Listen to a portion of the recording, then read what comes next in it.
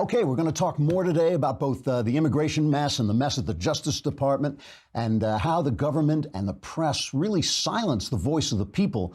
But as a guy who has worked in the movie business, has had movies made, and has made my life in the arts, my entire living in the arts my whole life, I feel like obligated to say something about the Oscars. The Oscar nominations came out, I guess it was yesterday, and I feel like I should say something about them. This is what I have to say. I don't care. I don't care who's nominated. I don't care who wins. I care very deeply about the arts. I really do. I think the arts are incredibly important, incredibly humanizing and civilizing. They create wisdom. They create the culture. And I like even good art that I might disagree with. Like this year, there was a black paranoia horror movie called Get Out, which I thought was absolutely delightful and intelligent and well made. I think that blacks should make their paranoia into horror movies just like everybody else, and that's what it was, and it's great. But here's the thing. Through much of the 20th century, the movies were America's central art form, by which I mean they were the way we talk to each other through the arts. And now they're not. Like all art forms, they have run out of steam, and when an art form starts to run out of steam and becomes moribund, the art form divides into popular products that are kind of shallow, but everybody likes them, like all the superhero movies, and good products and intelligent products that speak to and for a very, very small group of intellectual elites. So that's what you have. That's why they've doubled the number of movies that are nominated. You have these big films that really entertain a lot of people but don't deserve to get artistic recognition. And then you have these tiny, tiny little films that elite people like, and they kind of are more what you would call typically artistic. Now, some of these small elite movies are good and some of them are bad, and I'm kind of an elite artsy craftsy guy myself, so I like them. I enjoy them.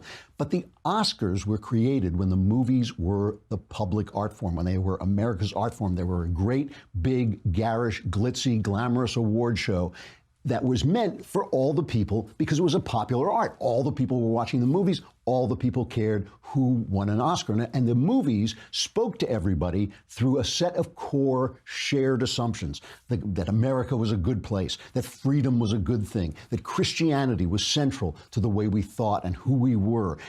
All these movies weren't made by people who necessarily held all the same views, but they all held those assumptions because they were selling to the great mass of Americans.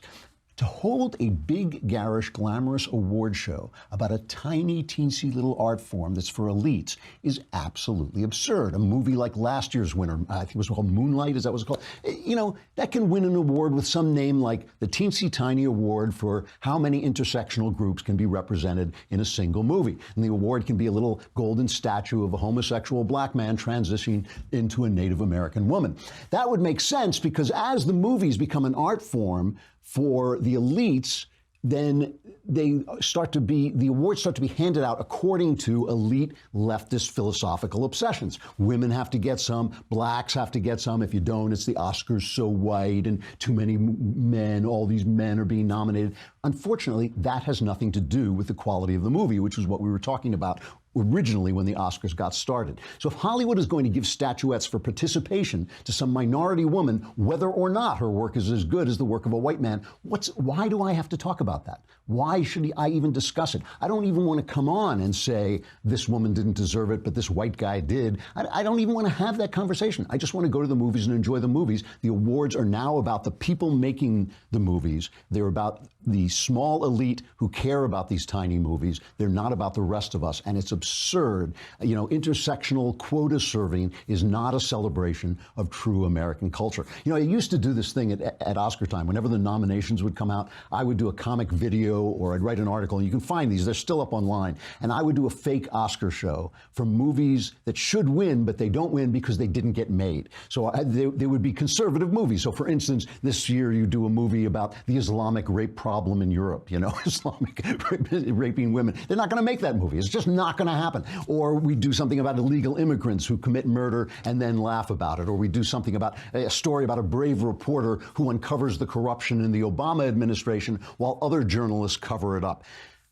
Those movies aren't being made because the movies are no longer being made for the mass of America. They're being made for this small elite, which is in the grip of this leftist obsession that is absurd. It's based on absurd points. It's falling apart as we watch. We don't have to worry about it. We don't even have to think about it. We just have to destroy it and start to create our own stuff and move on. An art form that doesn't address the truth of its time, the problems of its time, it's no longer an art form. It's just a form of distortionist propaganda. So the intersectional quota awards for left-wing distortionist propaganda is not something that's interesting to me. I care about the culture. I care about art. I don't care about leftist propaganda patting itself on the back. My only hope is that the oppressed movie actresses of America wear their black, protest dresses really low enough to show off their magnificent cleavage. So Michael Knowles will have something to look at when I force him to watch the Oscar show, so I don't have to. Trigger warning, I'm Andrew Klavan, and this is The Andrew Klavan Show.